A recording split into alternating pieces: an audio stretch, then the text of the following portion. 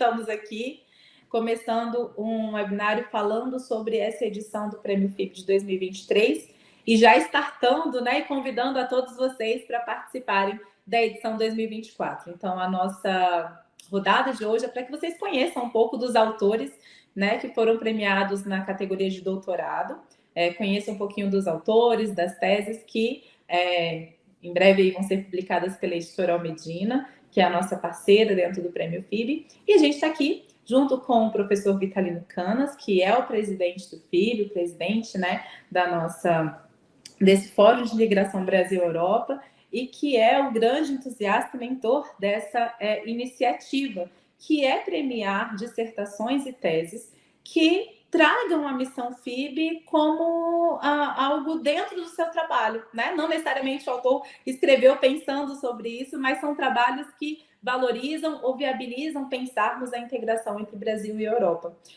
A missão FIB é realmente trazer essa ponte, né? E trazer essa ponte academicamente é uma missão que nos orgulha muito. Os trabalhos que foram premiados trazem complexidades que permitem, né, tanto a Portugal quanto ao Brasil entenderem um pouco mais de dinâmicas que acontecem nos dois continentes. E é sobre isso que a gente vai conhecer um pouco, vai falar, e para isso a gente vai aqui trazer o professor Vitalino, falando, e aí vocês têm a oportunidade de conhecer, né, o professor Vitalino. Quem está aqui no Brasil para conhecer o professor Vitalino tem que ir a Portugal ou participar de algum evento que ele está aqui. Então, hoje vocês têm a oportunidade de conhecer pessoalmente o nosso presidente institucional. E ele vai falar um pouco sobre o regulamento, vai falar um pouco sobre o que é o prêmio, e nós vamos apresentar aqui os autores das teses que foram premiadas. Inclusive, tem uma das autoras que está lá em Portugal, em loco, né? Fora isso, nós temos os autores em outros lugares do Brasil que a tecnologia nos permite hoje estar aqui todos juntos, vocês aí nos assistindo e a gente aqui partilhando um pouquinho desse conhecimento. Fiquem conosco para conhecer os trabalhos, conhecer os autores e, principalmente, conhecer o regulamento que vai dar início aí agora, dia 19 de fevereiro, ao prêmio de 2024. Bom, eu passo a palavra para o professor Vitalino. Professor Vitalino, que bom estarmos juntos, que bom participarmos dessa grande iniciativa FIB. Muito obrigado, professora Dácia Santana, que é a coordenadora do nosso projeto, deste nosso projeto, que é um dos nossos mais importantes projetos e que queremos valorizar. Este webinar é um webinar que tem, sobretudo, a motivação de saudar e ouvir os nossos laureados da primeira edição do Prémio de 2023. Temos a felicidade de ter aqui os 3 premiados das teses de doutoramento, o Dr. Fábio Peixoto, o Dr. Daniel Rocha Chaves e também a doutora, aqui presencialmente, a doutora Natália Doré. Este webinar é sobretudo para os ouvir e, portanto, não irei tomar muito tempo àqueles que nos estão a ouvir e a ver através dos ecrãs. Queria aqui apenas referenciar que o investimento do FIB no prémio FIB vai prosseguir e vai se intensificar. Já este ano introduzimos algumas alterações ao regulamento que justamente dão um indicador claro nesse sentido. Também aprendendo com aquilo que foi o primeiro ano, a primeira edição do prémio, decidimos fazer uma divisão ao nível do regulamento, uma divisão em termos de unidades e temáticas científicas. No primeiro ano, o prémio incidia sobre trabalhos, indiferenciadamente, trabalhos de direito, de economia, de ciência política, etc. Pois entendemos, nesta segunda edição do prémio, fazer uma distinção entre 2 grandes grupos científicos. De um lado, o direito, do outro lado, as outras ciências sociais, envolvendo aí a economia, a ciência política e a administração pública. Isso vai permitir fazer um melhor trabalho ao nível do júri, mas, sobretudo, irá permitir termos também uma maior diferenciação, depois também para efeitos de planificação do trabalho do júri e para a atratividade de mais pessoas interessadas no nosso prémio. Este prémio vai estar acessível a partir de hoje. Portanto, esta sessão que estamos aqui agora a fazer é também uma sessão de lançamento do prémio do ano de 2024. A partir de hoje, 19 de fevereiro, quem quiser candidatar-se pode fazê-lo. E vai ter muito tempo para o fazer. Não precisa de o fazer já, pode ler bem o nosso regulamento e vai ter muito tempo para se candidatar. Para dar a possibilidade também daqueles que ainda estão a concluir os seus trabalhos, aqueles que vão ainda fazer a respectiva defesa junto dos júris, de poderem terminar esse percurso. Vamos continuar a ter uma distinção entre os prémios que são atribuídos às dissertações de mestrado e os prémios que são atribuídos às teses de doutoramento. Portanto, continuará a haver essa distinção e ela será, obviamente, aqui uma forma também de atrairmos mais pessoas. Este prémio é um prémio que devo dizer, como presidente do júri, é um prémio que nos surpreendeu pela quantidade de pessoas que aderiram inicialmente. Muito mais do que aqueles que esperávamos, é um prémio que está agora a ser lançado, temos grande expectativa em relação ao futuro, queremos fazer deste prémio uma das referências ao nível científico nas áreas que ele cobre, e daqui a uns anos contamos que ele esteja de tal forma institucionalizado que seja um dos principais prémios em língua portuguesa no que diz respeito a estas temáticas. Aquilo que nos move é, já foi dito pela professora Adassá Santana, que mais uma vez saúde, aquilo que nos move é criar pontes. O FIBE tem justamente a intenção de uma maior integração entre o Brasil e a Europa, portanto, criar pontes entre o Brasil e a Europa. Aqui temos uma noção de Europa um pouco lata, porque também temos uma perspectiva para os países de língua portuguesa, que não estão na Europa, mas criar pontes entre o Brasil e a Europa, criar pontes através da criação, passa a redundância, de conhecimento e divulgação de conhecimento. Esse é o segundo lema do FIBE. O primeiro é criar pontes, projetar o Brasil na Europa. O segundo é criar conhecimento e divulgá-lo. E este prémio vai ser, de facto, em nosso entender, um veículo muito importante para essa divulgação.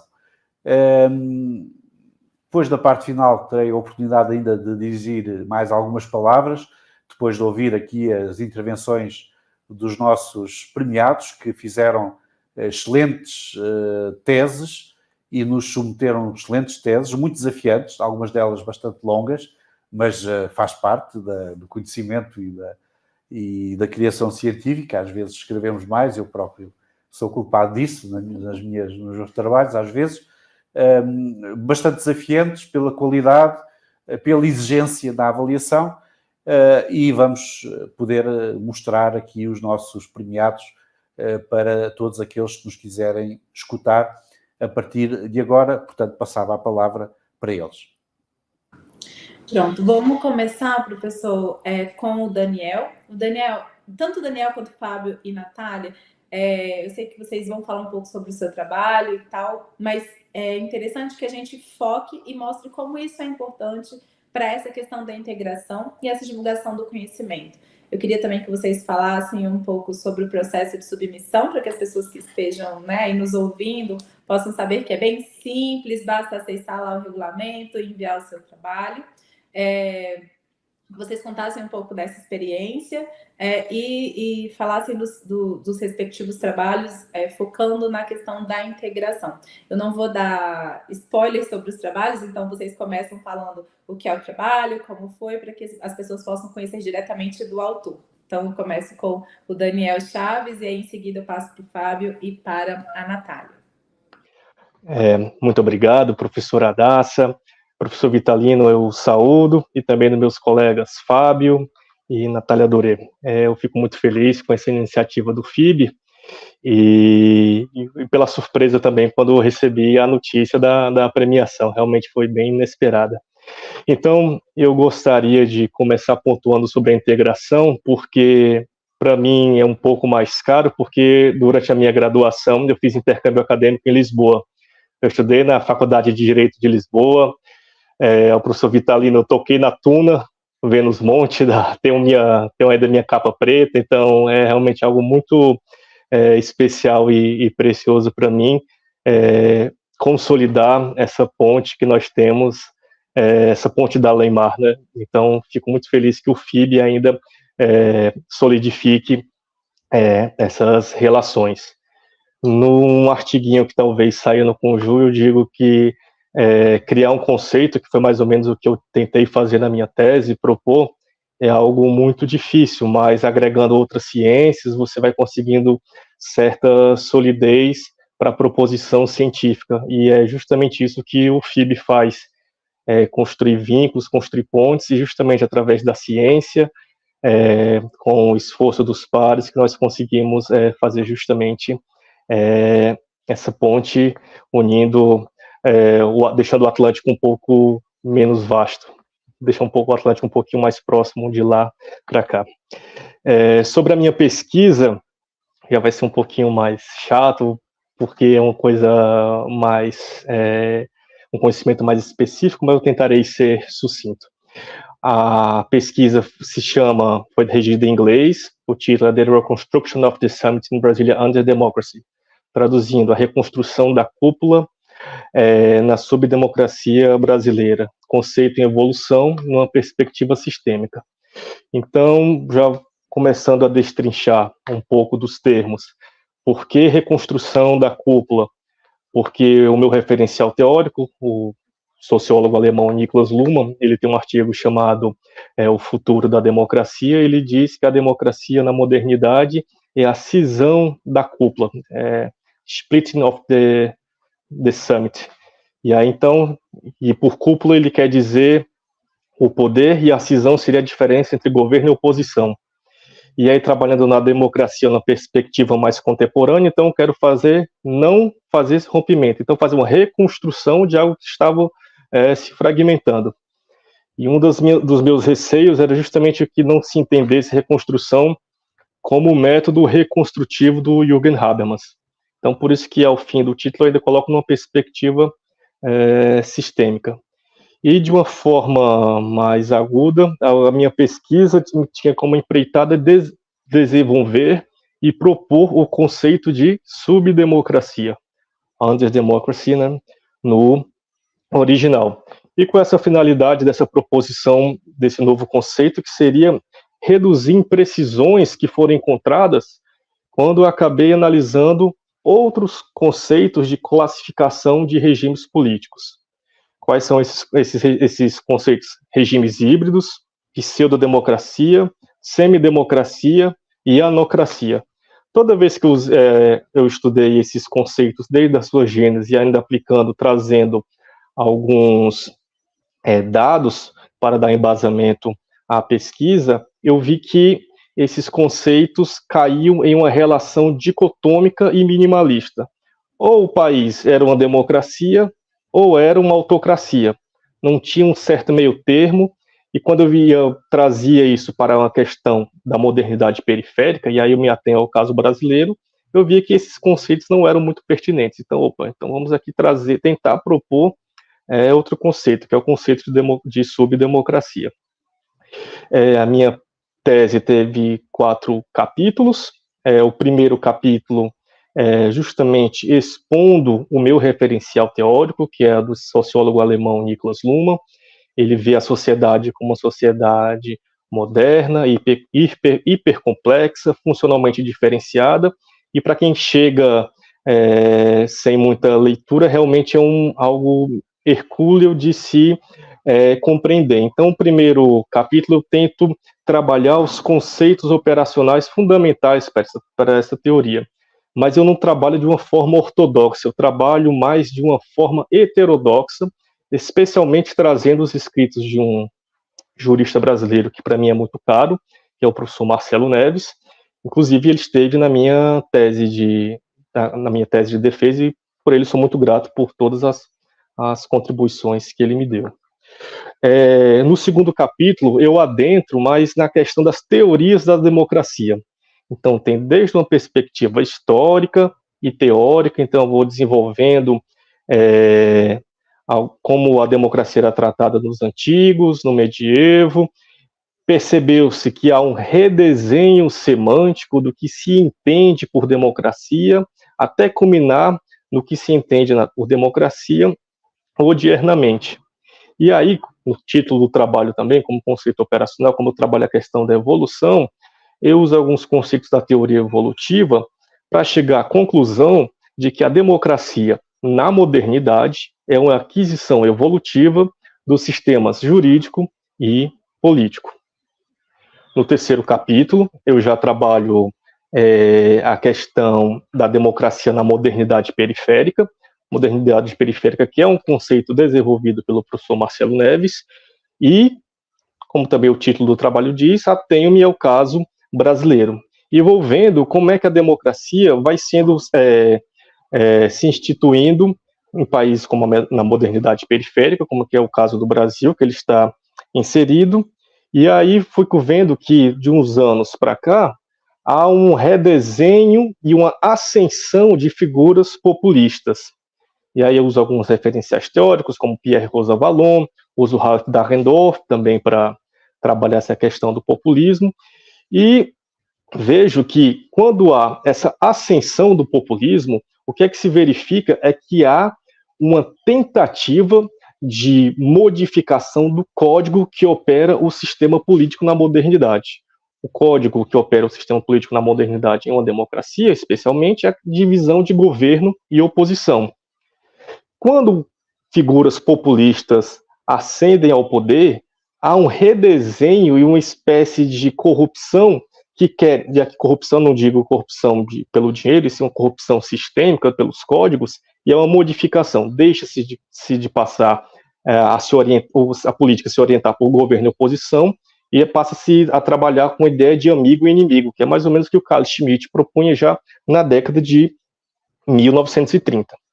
E, por fim, no quarto capítulo, que é onde eu adentro de forma mais aguda no conceito de subdemocracia, ele é proposto justamente para sanar déficits analíticos, que aqueles conceitos que eu já havia citado antes, regimes híbridos, pseudodemocracia, semidemocracia e anocracia, eles não verificavam quando trabalhavam com países que estavam inseridos no contexto de modernidade periférica. Porque sempre resultava na relação ou é democracia ou é autocracia. Mas quando a gente vem aqui para a modernidade periférica, que as coisas são um pouco diferentes, temos que ter uma determinada cautela analítica, e aí vem essa minha proposição heurística do conceito de subdemocracia. Peço licença aqui então para abrir aspas, como eu coloco na tese. A subdemocracia se justifica na facticidade da deturpação, na codificação secundária que o sistema jurídico faz sobre o político, como fruto dos influxos alopoiéticos nos referidos sistemas. É um pouquinho complicado, porque tem que ter já um pouco dos conceitos operacionais que o Luhmann coloca, mas de uma forma mais simplória, a gente pode dizer, então, que com a ascensão do populismo e essa modificação da codificação do sistema político, há esse comprometimento da codificação secundária, e isso acaba não só compromete o sistema político, como compromete o sistema jurídico. E aí o conceito de subdemocracia, ao menos se mostrou satisfatório olhando para o Brasil, porque justamente ele conseguiu assimilar essas assimetrias estruturais que a sociedade mundial acaba incorrendo quando se fala de países da modernidade periférica. Hoje a minha pretensão teórica seria expandir o conceito de subdemocracia não só para a modernidade periférica, mas também para o centro, para saber como é que ele está sendo trabalhado, e aí eu precisaria mais de dados, precisaria de mais tempo, para saber se ele seria aplicável em alguns países do centro, quando ocorre, por exemplo, a eleição de outsiders, por exemplo, de pessoas que estavam sempre fora do jogo político, e acabam sendo elegendo e acabam tomando o proscênio. Mas isso ainda demanda um pouquinho de tempo, talvez um pós-doc aí venha para isso. Mas, professora Adassa, professor Vitalino, meus colegas Fábio e Natália Doré, muito obrigado por essa oportunidade de expor a minha pesquisa, e muito obrigado ao FIB pelo reconhecimento da minha investigação. Obrigada, Daniel. Então, para você que quer conhecer um pouco mais sobre subdemocracia, sobre esses conceitos, aguarde, porque o livro do Daniel em breve vai ser publicado pela editora Almedina. Aliás, essa é uma das vantagens do Prêmio FIB. Além de uma premiação, né, pecuniária, né, para valorizar o trabalho de investigação, um trabalho que nos é tão caro, né, assim, que para nós é tão importante. Então, o FIB desde sempre trouxe essa iniciativa de valorizar o trabalho, e para além disso, nós temos uma parceria com a Almedina, que coroa, né? E aí as publicações são avaliadas pelo Conselho Editorial, são feitas algumas adaptações para o trabalho, né, ser publicado como livro, e esse trabalho, então, vai sair em breve aí como publicação para os autores. E aí vocês que estão nos assistindo vão poder conhecer a aplicação desses conceitos, tanto no Brasil quanto no contexto da Europa. E aí vão entender um pouco mais sobre essa construção do Daniel, né? E aí a gente faz votos de sucesso aí para um pós-doutorado, quem sabe em breve aí novos trabalhos do Daniel. Seja muito bem-vindo, Daniel, ao FIB, seja muito bem-vindo à nossa iniciativa. Nós esperamos que você possa divulgar com seus colegas e trazer novos trabalhos e trazer o convite, né, para que outras pessoas possam conhecer essa iniciativa tão nobre do FIB em trazer a integração do Brasil, da Europa, em especial Portugal e países da língua portuguesa. Bom, vou passar a palavra para o Fábio com a mesma dinâmica. A gente está aqui para não só conhecer o seu trabalho, mas também divulgar o prêmio e mostrar um pouquinho dessa missão FIB. Então, Fábio, a gente passa a palavra para você, agradecendo a sua participação não só no prêmio, quanto nessa live, e parabenizando, né, novamente o trabalho que recebeu aí o primeiro lugar Exaeco. A gente, aliás, precisa fazer uma nota que tanto o Daniel quanto o Fábio foram os primeiros colocados na tese de doutoramento, né, na categoria doutoramento. Então, nós tivemos aí 2 trabalhos de excelência que dividiram o primeiro lugar. Então, tanto o Fábio quanto o Daniel são os nossos primeiros colocados na categoria tese de doutoramento. Fábio, fala um pouquinho do seu trabalho para a gente.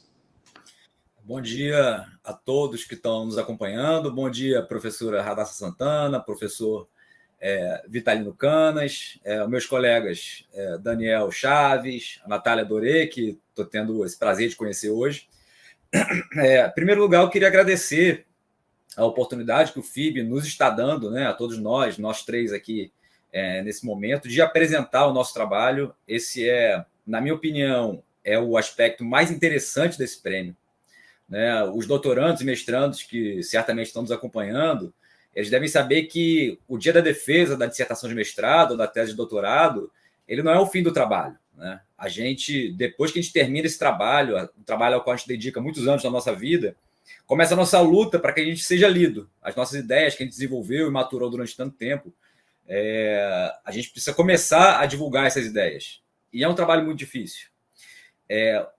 Esse prêmio FIB, na minha vida pelo menos, ele tem representado uma oportunidade incrível de divulgar o meu trabalho, de colocar o meu nome, de fazer com que o meu trabalho seja lido, minhas ideias sejam refletidas, né? Então, eu acho que essa é a parte mais importante desse prêmio do FIB, é a parte mais atrativa, e eu recomendo fortemente que todos que tenham interesse em serem lidos efetivamente, de terem essa oportunidade de participar efetivamente da produção científica, que participem do prêmio FIB, né? Falando um pouquinho sobre o meu trabalho, a tese, o título da tese é a racionalização dos parâmetros de identificação do abuso de direitos fundamentais como forma de controle de sua utilização na prática jurisprudencial brasileira.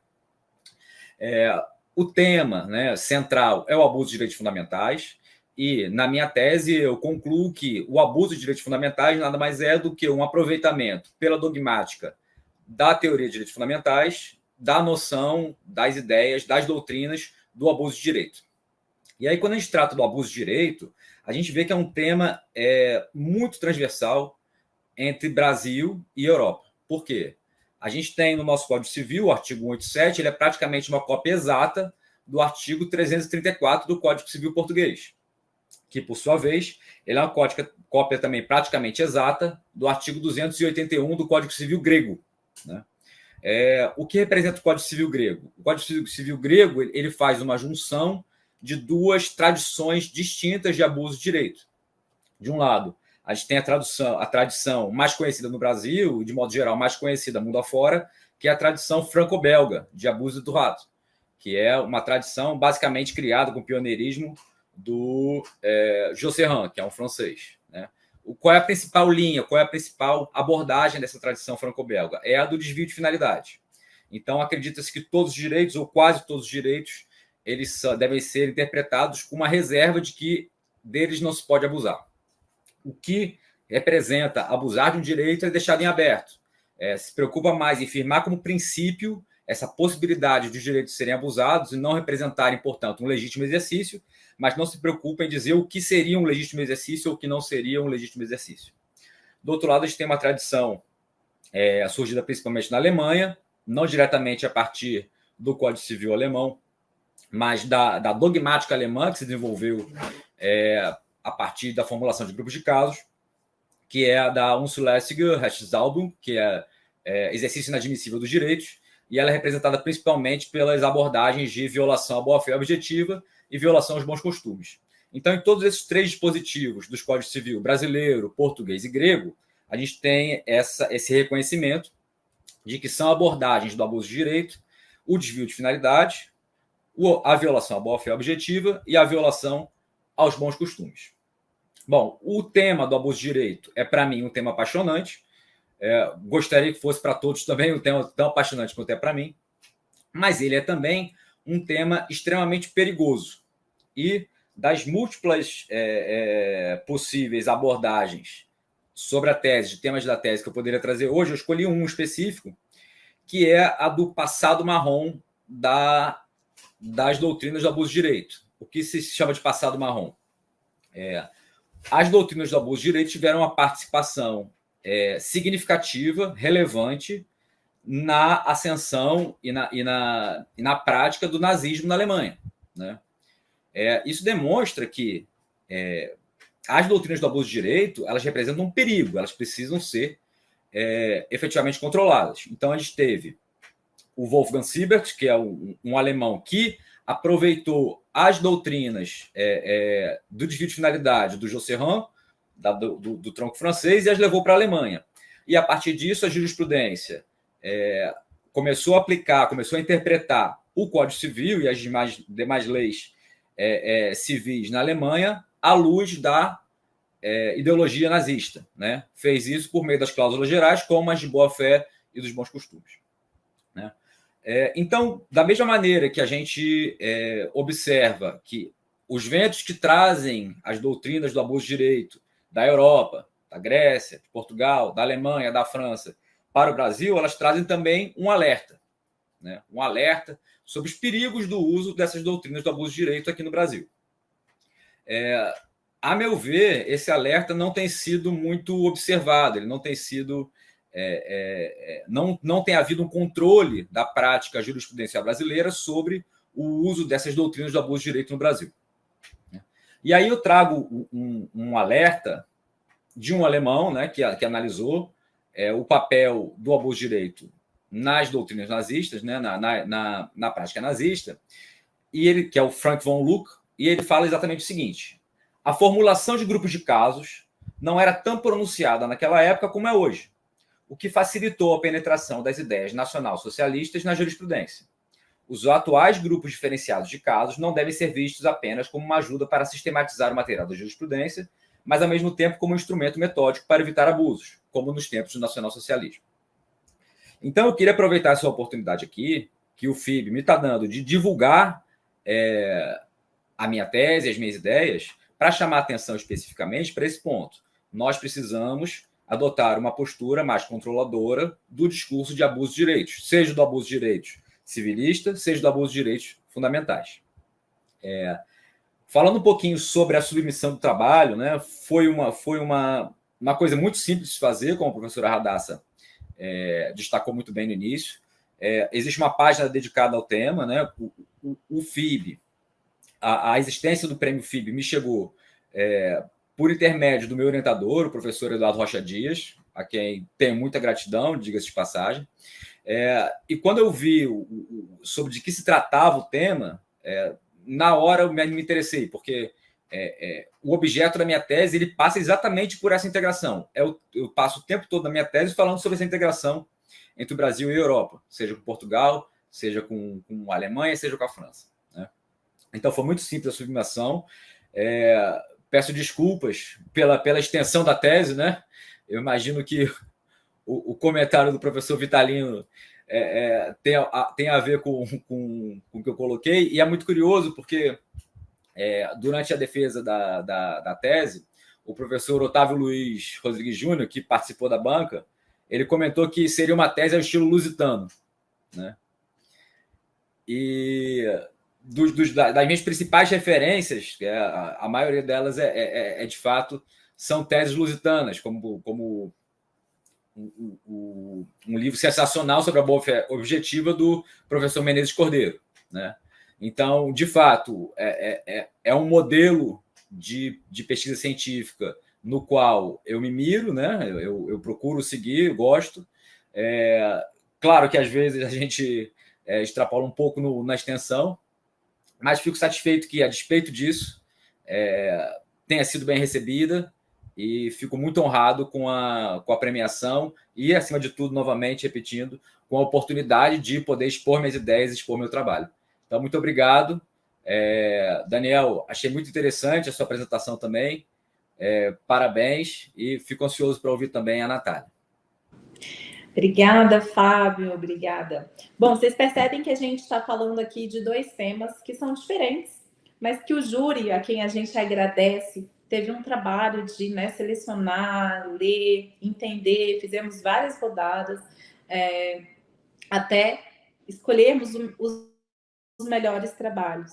E esse ano a gente teve uma diferenciação justamente em razão dessa quantidade de trabalho que chegou e o que a gente espera para o conceito de divulgação do conhecimento, como o professor Vitalino já enalteceu. Nós dividimos o prêmio de 2024 na categoria não só de mestrado e doutorado, mas também olhando para as teses e dissertações na área do direito e as teses e dissertações na área de ciência política, economia, administração pública, enfim. Para trazer aí essa diferenciação, nós temos 2 primeiros colocados que falam um pouco da área jurídica, e a nossa terceira colocada, que é a Natália, que vai falar numa perspectiva mais econômica. Então, você que é da área de economia, seja muito bem-vindo e bem-vinda também ao FIB. Nós também queremos falar um pouco sobre os aspectos da economia, os aspectos econômicos que envolvem aí a integração entre o Brasil e a Europa. E para isso a gente fica honrado, feliz de ter a presença, inclusive física, A Natália trabalha em Portugal, na Universidade do Porto, se eu não me engano, Natália? E ela vai contar um pouquinho para a gente a experiência. E nós não sabíamos inicialmente, depois que eu fui pesquisar um pouquinho a vida de cada um, primeiro a gente estava lendo só os trabalhos, e aí eu achei muito interessante porque a Natália, eu achei que ela era portuguesa, mas não, ela é brasileira também. Então a gente está aqui, inclusive, convidando aqueles que são portugueses, porque nós queremos conhecer também trabalhos portugueses, italianos, europeus, e trabalhos brasileiros também, que eles estão nos assistindo. Sejam muito bem-vindos, submetam, o regulamento já está ali no site, o professor Vitalino vai falar um pouquinho mais sobre o regulamento, mas a gente está aí aberto, de portas abertas para vocês. Natália, conta um pouquinho para a gente sobre o seu trabalho, que é da área de economia, para nós é tão diferente, Fábio e Daniel, mas é uma integração necessária. Aliás, o direito, e a gente não pode mais trabalhar ou pensar o direito ou a ciência jurídica de forma unificada, ou sozinha, Unificada não, sozinha. Nós precisamos olhar para a economia, para a ciência política, para a administração pública, para as políticas públicas, porque a nossa sociedade ela é construída com vários parâmetros e nós precisamos estar atentos a esses parâmetros para a construção de uma efetividade, por exemplo, dos direitos fundamentais. Não dá para falar de direito fundamental olhando só a lei, sem perceber os aspectos econômicos que envolvem a efetividade desse direito fundamental, ou olhando a política pública que é necessária para essa efetividade, enfim. Então, nós precisamos olhar para um todo. E que bom que você está aqui, Natália, para falar um pouco para a gente sobre essa questão econômica e essa questão das economias emergentes. Então, seja muito bem-vinda, a fala é sua. Muito obrigada, professora. Para mim, primeiro, boa tarde a todos, boa tarde, colegas, boa tarde, presidente Vitalino, boa tarde, Adassa. para mim é uma honra e um prazer estar aqui, principalmente fisicamente, assim, ter a oportunidade de vir até aqui, conhecer a equipe, isso foi para mim incrível. E é como o Fábio falou, é difícil escrever uma tese, mas mais ainda é fazer com que as pessoas leiam o seu trabalho. Então, ter pessoas que leem o trabalho, admiram, reconheçam o trabalho, para nós é assim, é algo realmente grandioso. Então, tá aqui, ter a oportunidade de falar, mesmo que rapidamente, assim, algumas descobertas, algumas reflexões que emergiram desse trabalho. E também como que esse prêmio vem contribuindo, eu não sei para os colegas, mas para mim, vem contribuindo imensamente para o desenvolvimento da minha carreira aqui em Portugal. Primeiro, antes da continuidade, uns parabéns, não é? Aos meus colegas pesquisadores, muito bem, e pronto, consegui conhecer um pouquinho do trabalho, embora não seja a minha área, acho que deu para sentir ali um gosto de alguma coisa muito interessante. Queria também dizer um agradecimento, não sei se ela está aqui nos assistindo, mas é minha orientadora, a professora Aurora Teixeira, que eu tenho certeza que sem ela eu não teria conseguido entregar um trabalho de tão boa qualidade, sem a orientação dela, e, obviamente, ao Fórum, ao FIB, porque o prêmio representa, é um importante respaldo na continuação, no desenvolvimento da minha carreira. Também para um diálogo mais estreito entre o Brasil e entre Portugal. E em particular, para mim, o que o prêmio tem sido um facilitador, vamos dizer assim, na minha integração como brasileira dentro do contexto acadêmico europeu. Então, para mim, o prêmio vem como essa maior contribuição. A integração é pessoal, é de uma brasileira num contexto acadêmico europeu. Por isso, só tenho a agradecer.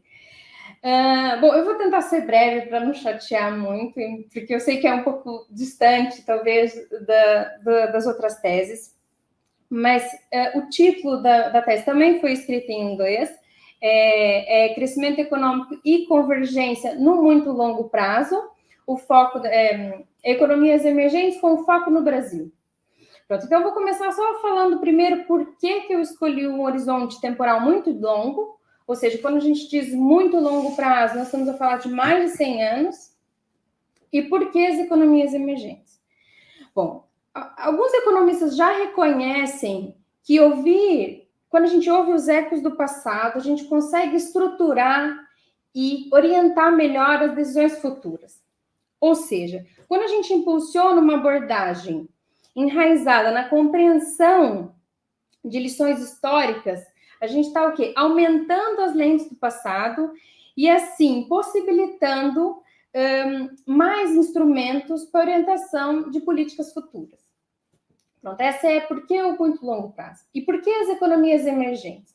Bom, isso a gente fez uma abordagem na literatura. O foco tem sido, principalmente no muito longo prazo, as economias avançadas. Tendo em conta que as economias emergentes elas têm certas características muito peculiares, como uma pobreza e uma desigualdade muito elevada, uma estrutura manufatureira muito deficitária e instabilidades macroeconômicas e políticas muito acentuadas, a gente achou que seria interessante analisar alguns fatores que podem ser diferentes dos fatores que levam ao crescimento dessas economias avançadas. Então, por isso, o estudo das economias emergentes. Bom, a ideia, então, era contribuir com a literatura do crescimento econômico, então, analisando uma das maiores economias emergentes, no caso do Brasil, e utilizando um horizonte temporal bem alargado, ou seja, nós voltamos desde a independência de Portugal em 1822. Bom, a tese está organizada basicamente em 4 ensaios. No primeiro, a gente contextualiza e documenta toda a literatura em crescimento econômico, empírica em crescimento econômico, que serve basicamente como respaldo para os 3 ensaios seguintes, que se focam especificamente no caso do Brasil. O segundo ensaio, então, ele vem com uma narrativa mais histórica, ok? Então, uma análise qualitativa, ok? Da formação econômica desde 1822 até 2019, esse é o horizonte temporal que nós utilizamos.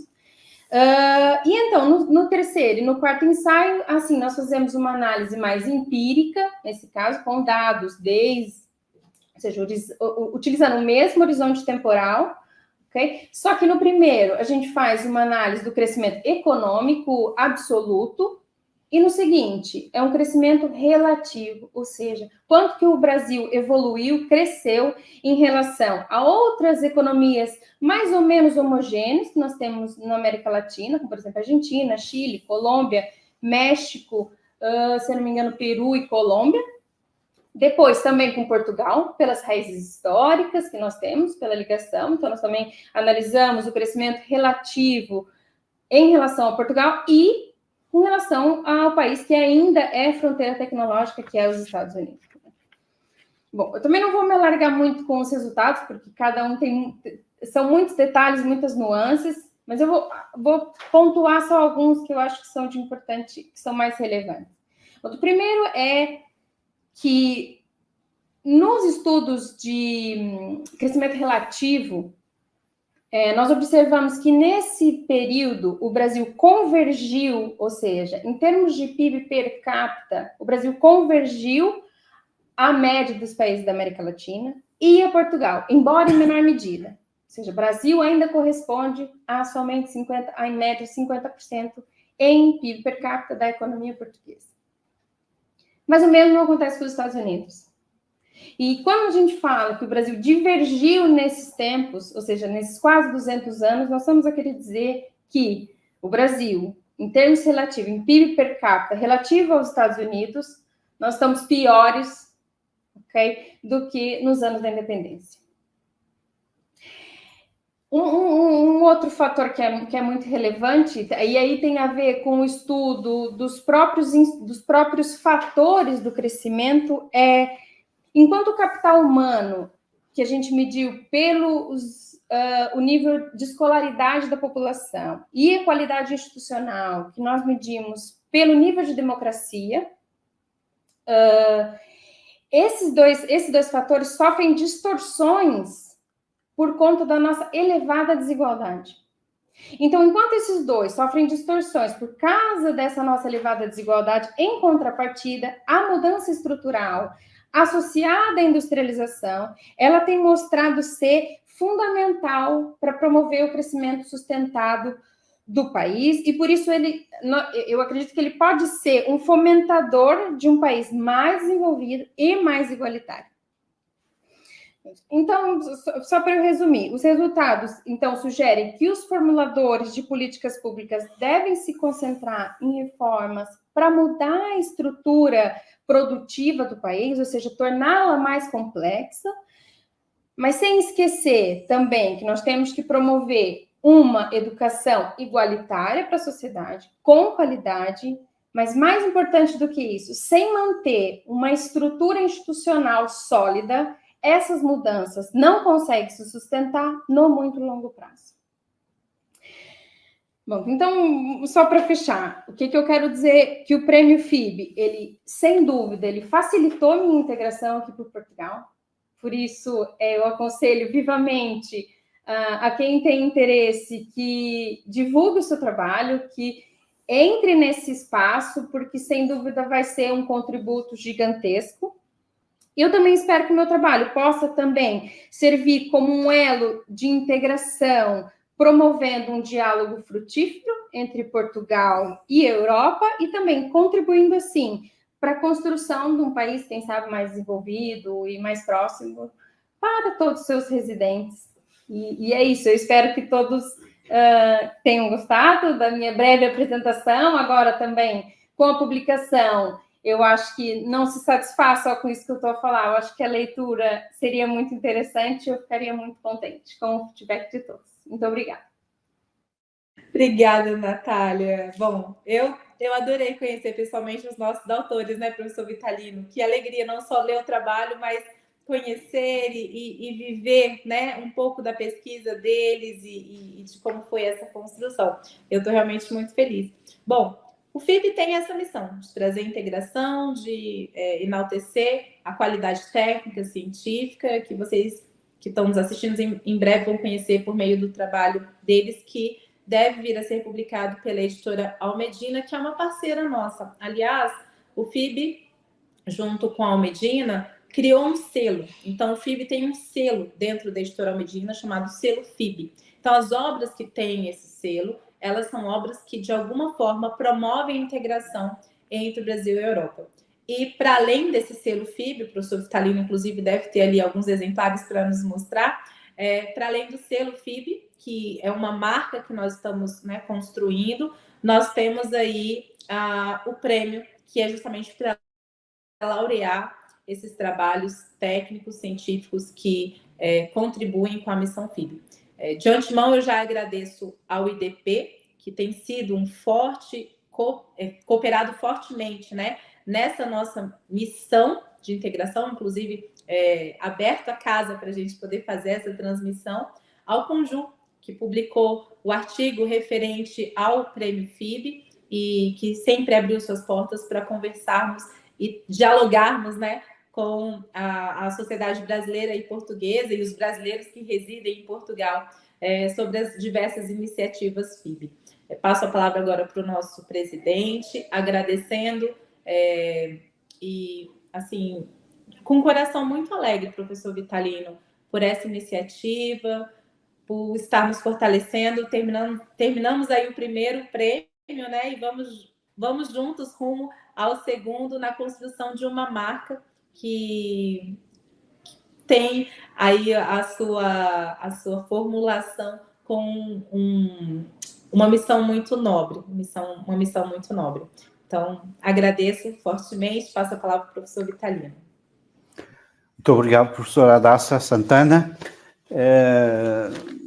Umas breves palavras a finalizar, em alguns casos reiterando aquilo que já foi dito. Queria aqui também assinalar que na secção dedicada aos doutoramentos, que houve também uma menção honrosa, ainda não fizemos aqui referência, à Cibele Simões dos Santos, não sei se ela está também a assistir a este webinar, mas também merece as nossas felicitações. Fez um trabalho sobre propriedade privada e a função social constitucional, o complexo equilíbrio entre o meio ambiente e agronegócio na ordem económica brasileira. Um tema, obviamente, muitíssimo importante para o Brasil hoje em dia e para a projeção do Brasil na economia mundial, designadamente na economia europeia. Portanto, um trabalho também de grande relevo que mereceu a nossa menção honrosa.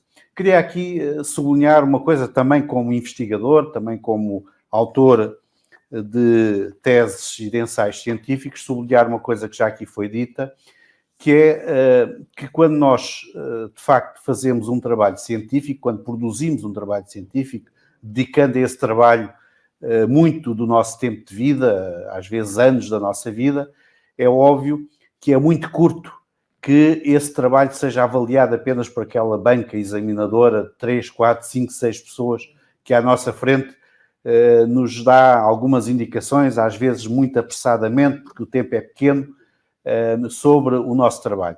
De facto, aquilo que nós ambicionamos, e penso que estamos todos alinhados por esse pensamento, aquilo que nós ambicionamos é que a grande banca examinadora, que é o público em geral, tenha acesso ao nosso trabalho, o avalie e lhe dê também a sua classificação, pode ser boa, pode ser má, em princípio ambicionamos a que seja boa.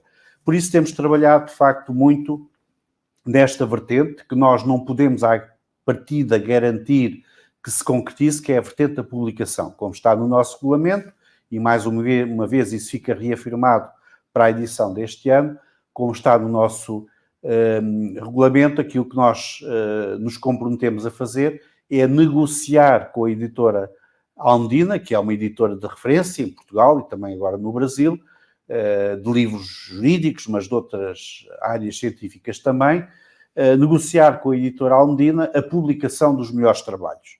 É claro que temos de sujeitar essa publicação aos critérios editoriais da editora Almedina, mas procuramos aqui também fazer um trabalho de persuasão, de mostrar a qualidade dos trabalhos, etc., para que se consiga fazer as publicações de todos eles.